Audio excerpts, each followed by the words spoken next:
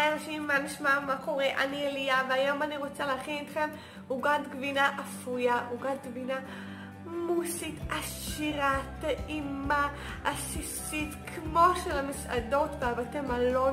העוגה הכי שווה שיש, היא במרקם מושלם והיא בלי קמח, אז היא מתאימה גם לשבועות וגם לפסח וגם לשבת בבוקר וגם לשבת בערב וגם כל יום, ומתי שמתחשק, כי העוגה הכי עשירה וטעימה שיש. אני עושה אותה ממש בקלות, אני אביא לכם את כל הטיפים איך להכין את העוגת גבינה האפויה הכי מוצלחת והכי טעימה שיש. וכמובן שהעוגה יוצאת שלמה, היא לא יוצאת סדוקה, היא יוצאת שלמה והיא פשוט מתנתקת לי מהשוליים, וככה היא עולה ותופחת ונשארת כל כך יפה. ואני אראה לכם עכשיו שלב אחרי שלב איך אני מכינה את העוגת גבינה של הקונדיטורית. אז יאללה, בואו נתחיל. וכמובן, אם עוד לא נרשמתם בקהילה שלי, זה בדיוק הזמן ללחוץ כאן למטה, להירשם כמנוי ולהירשם בקהילה. אנחנו מתחילים. לעוגת גבינה שלנו אנחנו צריכים תמצית וניל כפית אחת של גרידת לימון, כוס וחצי סוכר, 7 ביצים, 5 כפות של קורנפלור, פודינג וניל 4 כפות או שקית, גבינה לבנה 750 גרם ו-200 גרם שמנת חמוצה. אני מתחילה בלהפריד את הביצים. אני מפרידה בצורה כזו שאת כל החלבונים השקוף אני שמה בתוך הקערה של המיקסר, ואת כל החלמונים והצהוב אני שמה בקערה נפרדת. אני מפרידה היטב ובודקת גם שאין דם, ואחר כך אני שמה את החלמון הצהוב בקערה נפרדת.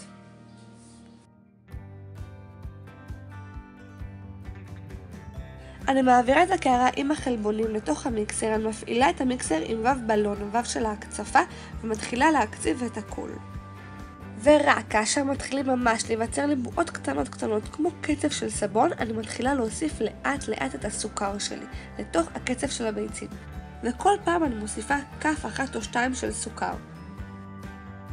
אבל בסך הכל הכללי אני מוסיפה כוס 1 של סוכר מתוך הכוס וחצי של הסוכר שיש בעוגה, כל פעם כף לתוך הקצף, ומקציפה הקצפה די ארוכה, משהו כמו 10 דקות, רבע שעה, לקבלת קצף מאוד יציב. הקצף שלי מוכן כאשר אני מעבירה בו כף והוא לא זז, הוא יציב וטוב. אני חוזרת לחלמונים שלי, החלמונים הצהובים, לא הלבנים, ואני מוסיפה לשם את החצי כוס סוכר, כפית של תמצית וניל ואת הגרידת לימון. לא לוותר על גרידת לימון, זה פשוט משגע. ובעזרת מטרפה אני טורפת אותם היטב ביחד, אני טורפת אותם כמה דקות ביחד, ממש אני רוצה להכניס להם אוויר, כדי שגם הם יוסיפו מרקם מוסי כזה וטעים לעוגה, ויקבלו טיפה קרום קצפי כזה. רואים את הבועות האלה? זה מעולה, זה מה שאני צריכה. לזה התכוונתי טיפה קצפי, שמתחיל רק להיכנס האוויר. אני מוסיפה את ה-750 גרם גבינה לבנה ואת ה-200 גרם שמנת חמוצה.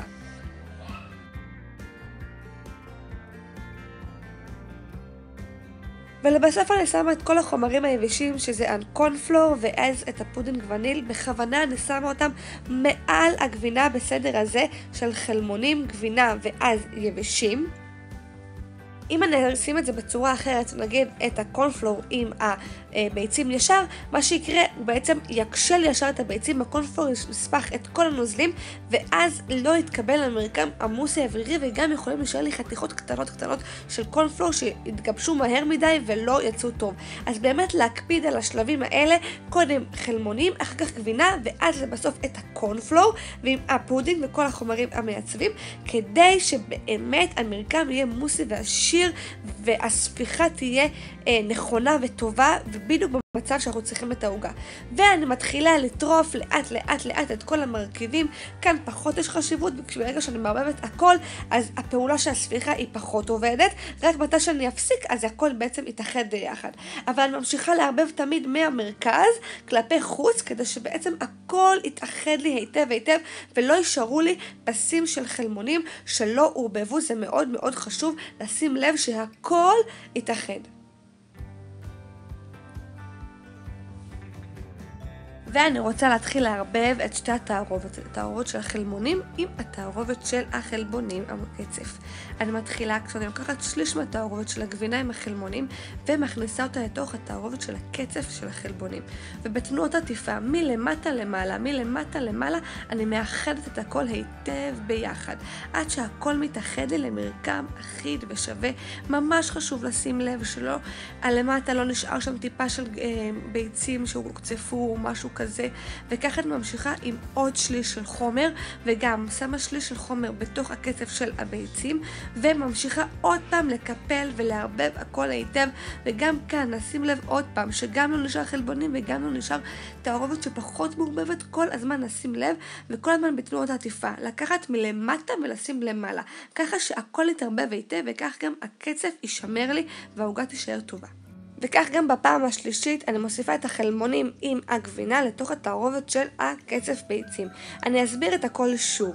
בעצם חילקתי כביכול את התערובת של החלמונים ועם הגבינה ל3, וכל פעם הוספתי שליש מהכמות אל תוך הבלילה של הקצף של הביצים, וערבבתי בתנועות עטיפה. פעם ראשונה, פעם שנייה, פעם שלישית, ככה שמרתי על הקצף היציב הזה, ונשאר לי המרקם עמוסי של העוגה. אני עוברת לתבנית שלי, אני משתמשת בתבנית קפיצית ממש פשוטה, יש אותה בכל בית, היא מעולה לעוגה הזאת, ואני משתמשת בגוש חתיכה מאוד מאוד גדולה של מרגרינה. כן, לא חמאה, לא שמן פעם, מרגרינה, ואני מתחילה ממש לשפשף היטב את כל הקצוות ואת כל הפינות. אני מורחת על הכל מרגרינה, ממש היטב היטב בכל הפינות, בכל הדפנות, וזה הסוד שלי לעוגה, שהיא תתנתק מהדפנות שלה, והיא תוכל לתפוח גם כלפי מעלה, ולא יהיה בסדקים ולא יהיה בשברים. היא תוכל גם לשמור על המרקם עמוסי שלה, כי היא לא תישבר, ואז בעצם הקרמיות של העוגה תוכל להישמר, וזה הסוד הכי חשוב בעוגה הזאת. אחרי שכל התבנית שלי משומנת היטב ומלאה במרגרינה, אני מעבירה לתוכה את כל הבלילה של העוגת גבינה. ואני מיישרת את פני העוגה עם מירית, כדי שגם פני העוגה יהיו חלקים וישרים. ואני אופה את העוגה שלי בתנור 160 מעלות במשך 1.5 שעה, חום מאוד מאוד נמוך. ויש לי כמה טיפים. טיפ ראשון, לפני שאני מכניסה את העוגה לתנור, אני שמה קערה עם מים רותחים, זה נקרא בת מים, זה נקרא רצפת התנור, כדי שהעוגה תספוך את העדים ותישאר לחה ורטובה. טיפ שני, זה לא לפתוח בכלל את התנור, בכלל. טיפ שלישי, העוגה שעה אחרי האפייה נשארת בתנור להצטנן בתוך התנור. הוצאתי את העוגה שלי מהתנור, היא הייתה עוד שעה בתנור גם אחרי האפייה להצטנן בתוך התנור, ואני רוצה להראות לכם איך השוליים התנתקו מהעוגה. המרגרינה בעצם גרמה לי לעוגה להתנתק מהשוליים, לעוגה לצמוח ולצפוח כלפי מעלה ולהישאר יפה, חזקה ויציבה, והיא גם לא תיפול לי אחרי האפייה.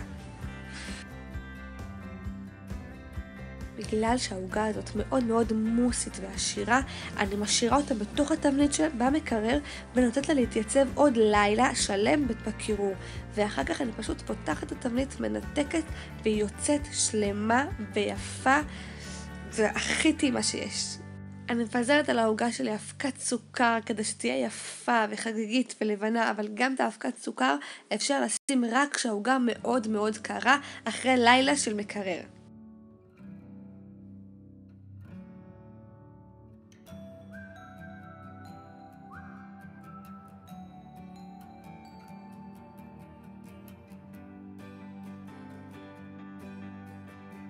ותודה רבה שצפיתם שוב פה בסרטון שלי, אני אליה, ואני פה כל יום עם מתכונים, תכנים ודברים הכי שווים וטובים שיש. אם החלטתם את העוגה, אתם מוזמנים לשתף אותי כאן למטה, בתגובות, בקבוצה שלי בפייסבוק, הקונדיטורית אליה, לתייג אותי, לספר לי, גם באינסטגרם שלי, אליה ביוף, וניפגש בסרטון הבא. להתראות.